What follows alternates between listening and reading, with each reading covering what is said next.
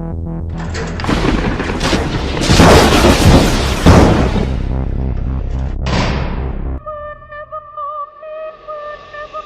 is coming for us. Something I did. Something I did. There!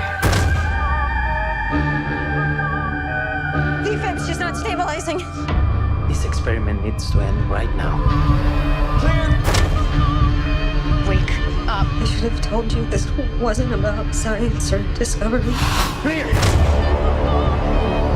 It's been over 4 minutes. I did not know that the side effects would show up and start hunting us down.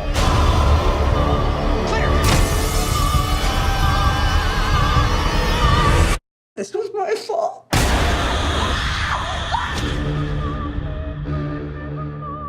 Flatliners is the remake of the 90s film that I'm going to be honest with you, I've never seen, so I'm not going to be able to compare this to the original film. What I will say is I saw the trailer for this, it looked like an interesting premise, and I was looking forward to seeing it until I saw all the negative reviews. This has like a 3% on Rotten Tomato, so then I thought, wow, this is going to be complete garbage.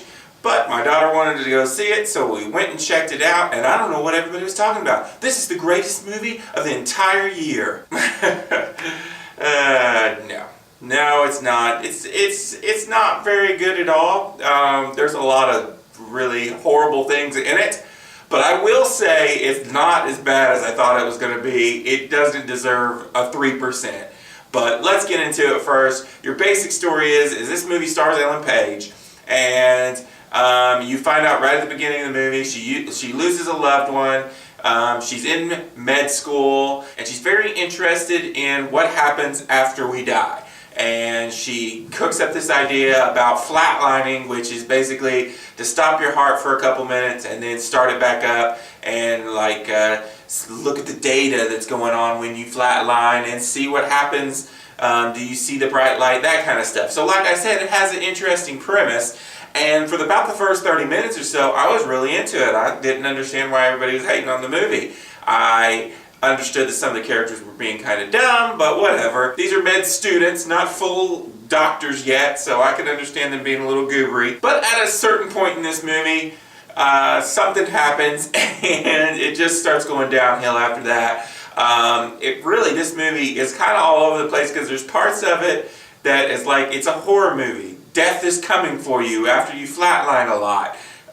Then parts of it, the beginning, they all get like these cool, like heightened abilities because they flatlined.